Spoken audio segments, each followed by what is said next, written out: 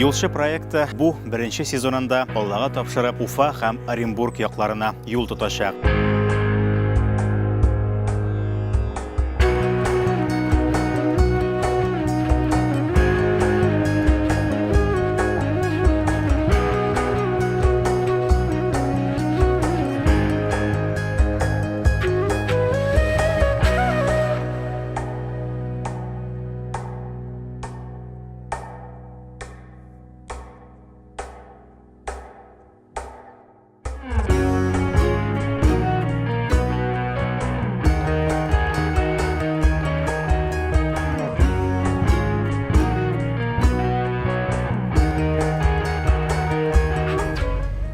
Yolubuzны devam etəbiz. Alda bizni Oktyabrsk şəhəri көтә. Якынча 8-9 минуттан biz анда барып җитәчәкбез. Алла бирсә. Октябрьск шәһәренә без тукталып кына узарбыз. Күпмедер дәрәҗәдә аның тарихын барларбыз, җирле тарихчылар белән. Безнең өчен ул шунысы белән үзенчәлекле. Әлеге шәһәрдә статистик мәгълүматлар буенча 50-дән артык милләт кешесе яши. Бу Башкортстан шәһәре, билгеле. Ул Татарстан Республикасы белән чиктәш дип әйтсәк тә була, чиктә урнашкан шәһәр, нефтяниклар шәһәре.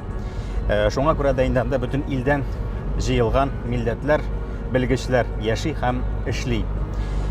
Октябрьск шәһәре Башкортстан Республикасы шәһәрләре арасында зурлыгы буенча 5-нче урында тора. Һәм анда 2010 елгы халык санын алу мәгълүматлары буенча 110 мең кеше яши. Октябрьск шәһәренең шулай ук урнашуы да бик уңайлы икътисади яктан, чөнки ул Уфадан 180 километр гына ераклыкта һәм М5 федераль трассасы янында урнашкан. Шәһәрнең матурлыкларына, тарихына инде анда барып җиткәч соңрак тукталып узарбыз.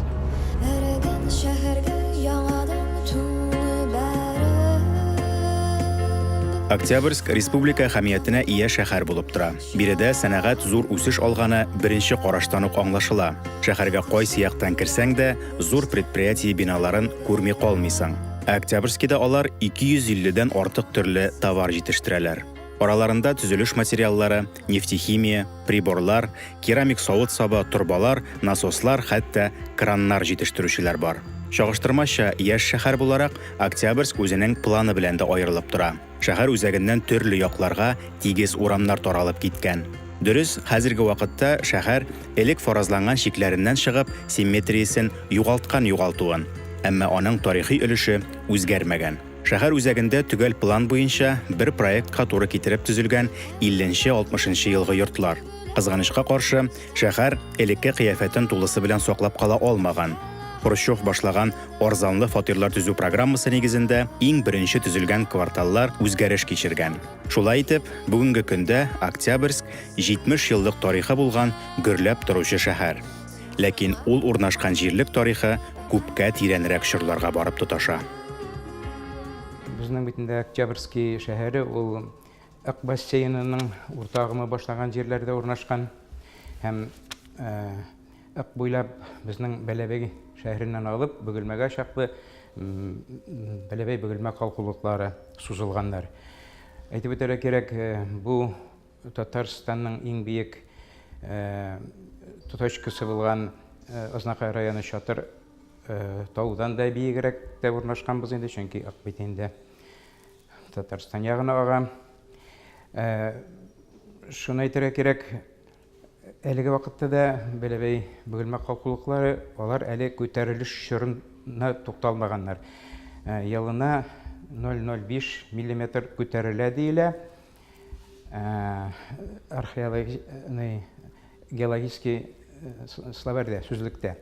Моны ачып карасагыз, аның күтәрелеше һаман да бара дип әйтелә. Октябрьский шәһәре утырган җир ул 47 елда гына башламаган, монда аңа чаклы авыллар булган, иң кызыклысы Ак буенда табыла борынгы кешеләрнең турак урыннары, стоянки древнейших людей, һәм бу турак урыннары бик бай табылдыклар белән расланалар. Табылдыкларның иң борынгылары безнең эрага кадәр 7-6 мең еллыкларга һәм алардан соңрак булган чорларга карый. Алар арасында таштан ясалган иң гади эш кораллары да, урта таш гасырга караган ук очлары, мөгездән ясалган гарпуннар да бар. Әмма археологларны шаккаттырган табылдык Европадагы иң борынгы йорт атлары сөякләре. Bunday табылдыклар безнең менә Башкортстанда Октябрьский шәһәренең Муллинода һәм Дәүләкән шәһәре тирәсендә табыла, бигрәк тә ат сөякләре табылу белән беренче Көнчыгыш Европада иң беренче ат сөякләре һәм ул ат сөякләре система рәвешендә монда исбат ителә, атларны өйрәтү процессы барган. Иң беренче одомашивание, то есть атларны кулга ияләштерү процессы барган. Атлар ул как бы шушы якның брендты, бу якның бер горурлыгы булып тора. Шуңа күрә ат үрчетү безнең халыкның холкына, аның җаны тәненә үтеп кергән. Менә татарларда, башкортларда ат ярату ул бит инде нәселдән нәселгә килә һәм әле дә бу традиция хәзерге вакытта ат асрау кыен булса да дәвам итә. Бу традиция менталитеттан килә дип әйтергә буладыр дип мин әйтәм инде. Сенсация булсын өчен кыргый ат сөякләрендә йорт атыныкы итеп язырга була, әлбәттә. Әмма хикмәт шунда, Муллинода табылган сөякләрнең барысы да 5 яшькә җитмәгән атларныкы. Хуҗалыкта үсеп, билгеле бер яшькә җиткәч чалынган атлар. Аларның сөякләрен ярып, төрле эш кораллары җитештергән борынгы кешеләр. Октябрьск җирлегенең тагын бер борынгы табылдыгы Лилит исеме бирелгән кыз. Ул моннан 4-5 мең еллар элек Муллино торагында җирләнгән булган. Исеме генә түгел, төс кыяфәте дә билгеләнгән бу туташның. Әлеге бюст рәссам уйдырмасы түгел, Михаил Герасимов ысулы буенча башкарылган саллы фәнни хезмәт нәтиҗәсе. Һәм ул Октябрьск шәһәре музееның үзәк экспонаты булып тора. Сүз уңаеннан Герасимов ысулы буенча башкарылган борынгы кешеләр реконструкцияләре Татарстанның Болгар, Зөя шәһәрләре музейларында да бар. Анда эшнең нәтиҗәсе генә күренә. Лилит мисалында реконструкция тәртибенә дә тукталып узуны кирәк саныйм бүгенге тапшыруда. Күренекле галим Михаил Герасимов 1907 елда Петербургта дөньяга килә. 11 яшендә беренче археологик экспедициядә катнаша. 18 яшендә беренче фәнни хезмәтен яза. 1927 елдан борынгы кешеләрнең баш сөякләре буенча кыяфәтләрен реконструкциялау өлкәсендә зур эш башкара. 1941 елда Герасимовның хезмәтен махсус комиссия тикшереп, аның нәтиҗәләрен, ысулы дөрестлеген раслый. Бүгенге көндә Герасимов ысулы камилләшеп килә. Аның эшен дәвам итүче галимнәр безне яңа хезмәтләре белән куандыра. Шундый галимнәрнең берсе Уфа антропологы Алексей Нечфалыда Лилитка 100 бүләк иткән кеше. Баш сөяге буенча реконструкция аның зыян күргән өлешләрен төзәтүдән башлана. Мәсәлән, Лилитка бит сөякләрен һәм тешләрен яңадан гипстан ясап кайтаралар. Сүрәттә алар кызыл сызык белән билгеләнгән. Бу этапта тешләрнең сакланышы, баш формасы буенча әлеге кешегә ничә яшь булганы һәм аның җенесе билгеләнә. Аннан соң баш сөяге муен мускулларына утыртыла. Әлеге кадрда баш сөягенең озынча булуын, ияк формасын һәм борынның ничек урнашуын галим булмаучылар да якынча күз алдына китерә ала. Алга таба сөякнең яңакларына ит үстерү һәм аның бит мускуллары каркасын булдыру этабына керешәләр. Лилитның баш түбәсенә ябыштырылган тамгаларга игътибар итегез. Алар сөяккә үстереләчәк итнең калынлыгын билгелиләр. Ул ярты сантиметрдан да артырга тиеш түгел. Башны сөяк дисәк тә, һәрберебездә берничә миллиметр булса да йомшак өлеше бар аның. Йомгаклау этабы әлеге каркаска бит тиресе ясау. Биредә табылдыкның яшенә карап җыерчыклар да өстәлергә мөмкин. Артык иҗатка бирелмичә генә әлбәттә. Хатын-кыз баш сөяге икәнен онытмыйча, уртача озынлыктагы шәш ясалып, тирегә табигый төс бирелгәч, Лилит бронза гасырында яшәгән булса да, хәзерге заман кешеләреннән бер җире белән дә аерылмый башлый. Менә шундый борынгы тарихы булган җирләрдә берничә мең елдан соң 12 гасырда яңадан утрак тормыш башлана. Җир эшкәртелә. Тагын 5 гасырдан 1682 елдан башлап хәзерге Октябрьск эченә кереп калачак Төрекмәнле, Муллино, Нарыш кебек авыллар барлыкка килә. Ләкин 1930 елда бу җирләрдә нефть табылгач, тарих яңа борылыш ясый. Октябрь шәһәренең тарихы 1937 елда башланып китә. Нәкъ менә шушы чорда Туймазы нефть тресты төзелә һәм Башкортстанның көнбатыш районнарында нефть ятмалары ачыла башлый. Әлбәттә, бу җирлектә дә ул нефть табыла һәм бирегә бөтен илдән, бөтен Советлар Союзыннан белгечләр, эшчеләр килә башлый. Алар арасында әрмәннәр дә, урыслар да һәм немецлар да булган. Әлбәттә, 37 елда бу урын әле буш була. Кайсы бер чыганакларда шушы Октябрьск урнашкан урынны Шайтан поле дип тә теркәп калдырганнар. Вот это вот все место, которое внизу, оно называлось Шайтан поле. И даже если сюда уходил скот, его не возвращали. Здесь было запрещено охотиться, потому что считалось, что это место проклято. А мы здесь живем.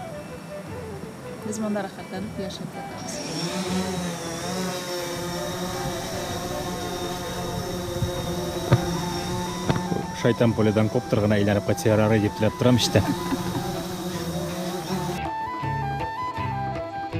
Тарихи урыннарда күп булырга туры килү сәбәпле, мондый җенле урыннар беренче генә очрамый безгә.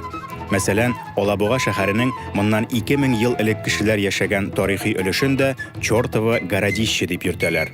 Андый мисаллар күп. Бу җенле дигән атамалар бик еш борынгы кешеләрнең турак урыннарына туры киләниктер. Шулай да, бераз сораштыра торгач, шәһәр җирлегенең ни өчен Шайтан поле дип аталуының чын сәбәбен дә ачыкладык кебек. Монда берәр төрле ниләр, сазлыклар, күлләр, бәлкем карстовый күлләр, газлар, выброслар андай беләр юк имесен? Но безнең аста карст. Центральный рынок янында бер елны машина төште прям юл белән бергә. Шуңа күрә монда бик олы йортлар да салырга ярамый. Именно шушы Төрекмән урынында инде. Октябрьскийда да.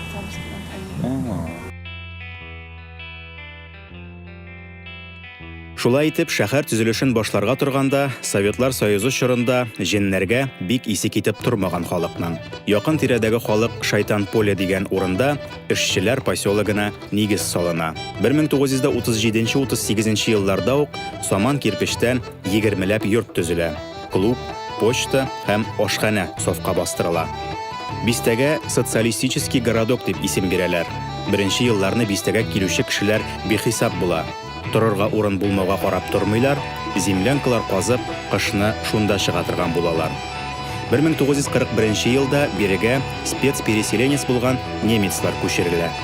Алар урман кисәләр, якындагы карьерлардан таш чыгарып, беренче 2 катлы йортларны төзиләр. Урамнарга таш түшиләр. Ул урамнар бүгендә Таш урам исемен йөртәләр. Шулай итеп, бистә бик тиз үсеп китә. 1947 елда элек социалистик шәһәрчек дип аталган, соцгород дип аталган яшәү урыны шәһәр булып китә һәм ул шәһәргә Октябрьск исеме бирелә. Шулай итеп, 1947 елдан рәсми рәвештә Октябрьск шәһәренең тарихы башлана. Ләкин ул буш урында, буш аланда урнашкан дигәч тә, бу җирләр гомумән дә кешесез торган дип әйтү дөрес булмас иде. Чөнки шәһәр, менә бу социалистик шәһәрчек, ул Муллино һәм Төрекмән авыллары арасында урнаштырыла. Әлбәттә инде бөтенләй дә кеше яшәмәгән җиргә килеп, нинди дә булса эш башлау ул чорда да бик авырлардан булган. Шулай итеп, Октябрьск шәһәре чын мәгънәсендә авылдан үсеп чыккан шәһәр буларак та аталырга мөмкин. Шуңа күрә без менә шушы авылларның берсе Төрекмән авылының да тарихына кагылып узыйк әле.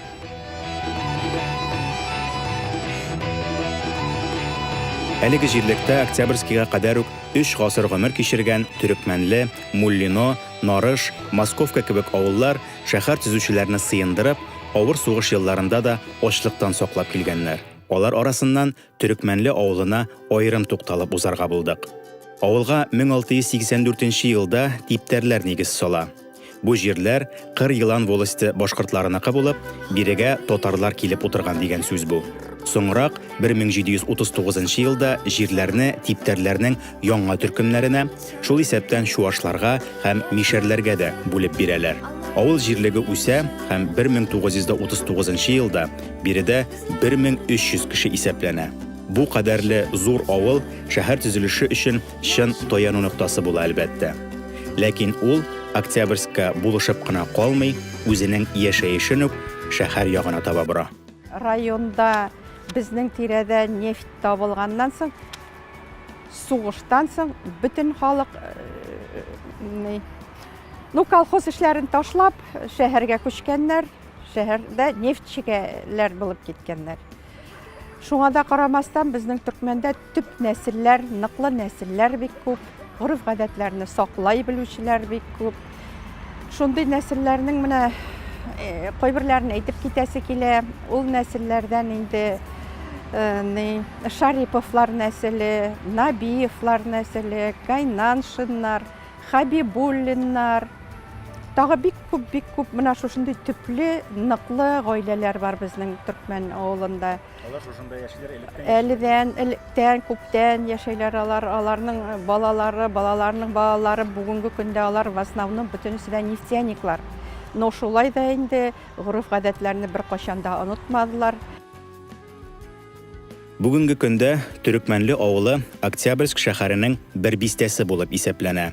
Авылда 700 хуҗалык бар. 1000 артык кеше яши. Төрекмәнлеләр шәһәр халкы булып исәпләнсәләр дә, авыл тормышын саклап киләләр. 45 елларны бөтен әтиләребез сугыштан кайткачтан һәрберсе эшкә керде бит инде шушы нефтяной организацияларга. Шуңа карамастан алар мал тотуны ташламадылар.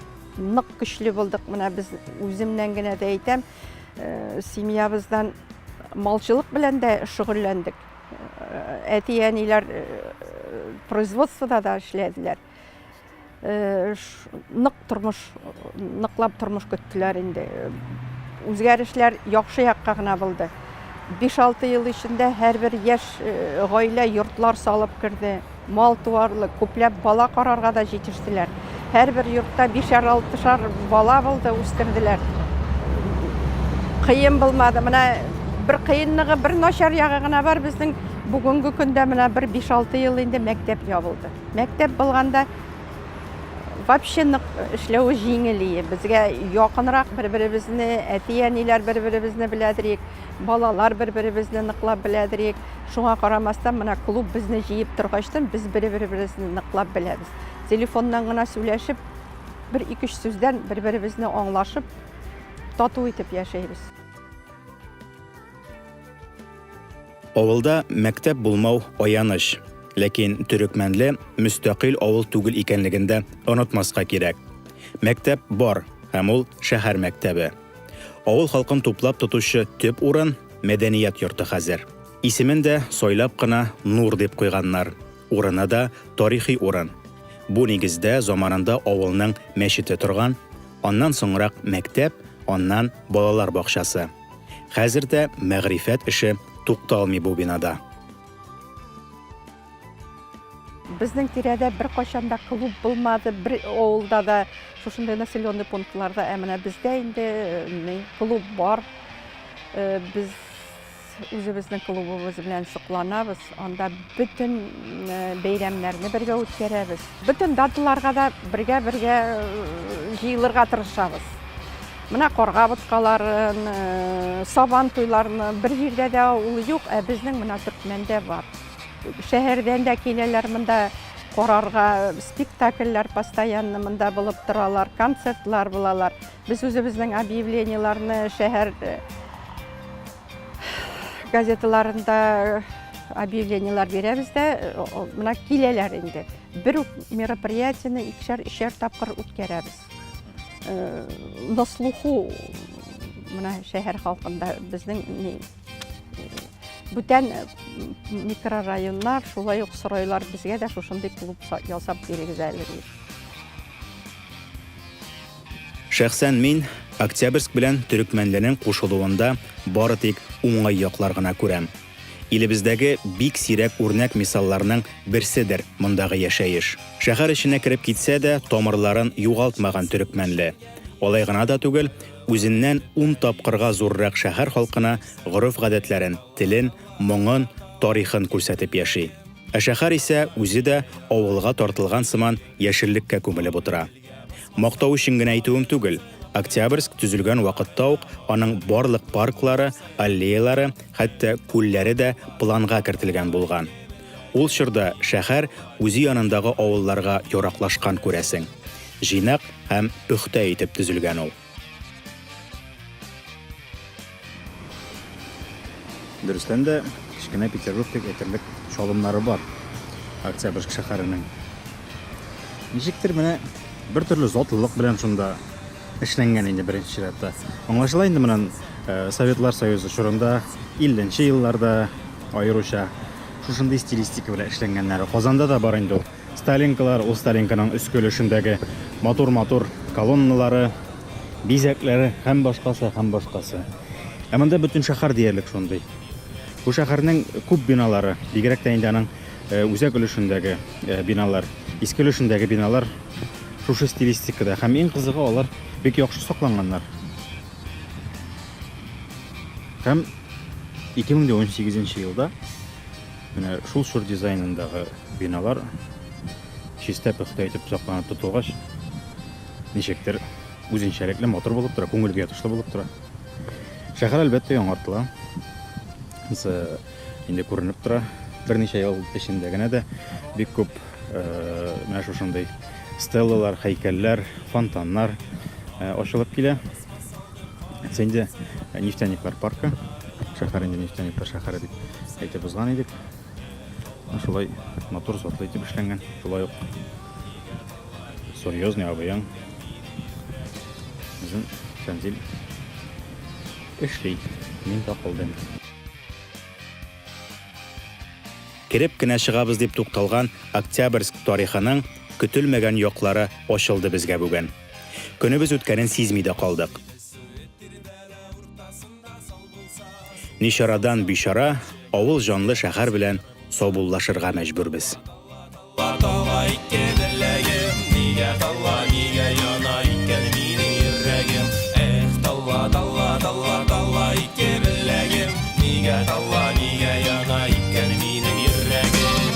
Аллага шөкер, без үзебез уйлаганча сәфәребезнең икенче көнендә 650 километр юл узып, Төмәнәк дигән авылга килеп җиттек. Төмәнәк авылы безнең тукталу урыны, бик бай тарихлы, өйрәнелгән тарихлы, китаплары язылган тарихлы авыл, ләкин кызганычка каршы безнең планнарыбызга, сәфәребезнең планына табигать бераз гына үзгәреш кертте һәм без Октябрьск шәһәрендә тоткарланырга мәҗбүр булдык. Беренче тапкыр килеп яңгыр явып китте һәм безнең эшебезне туктатып торды. Шуңа күрә без Төмәнәк авылына соң гына килеп җиттек. Аның каравы, моның да бер уңайлы ягы бар.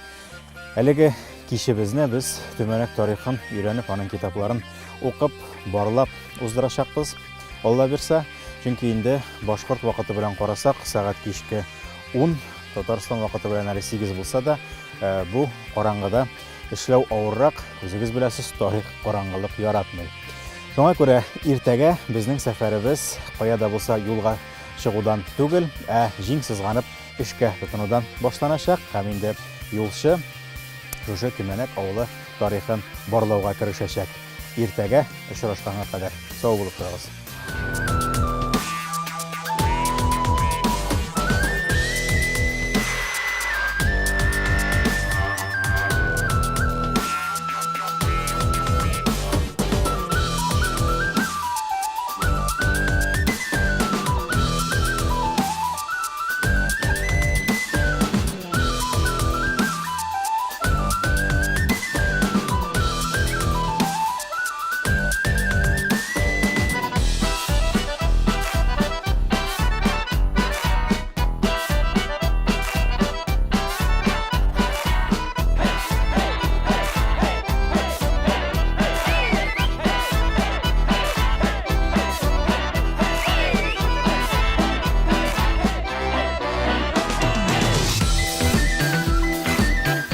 Башына килеп җиттегезме? Ey Аллага шөкер.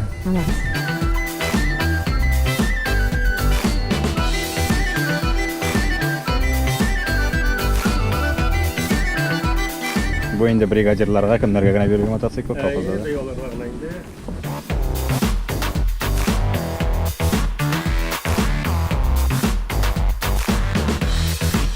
Һәм ат тизәге кушып, буга кушып, шуны басабыз, аяк белән рәхәтләндереп.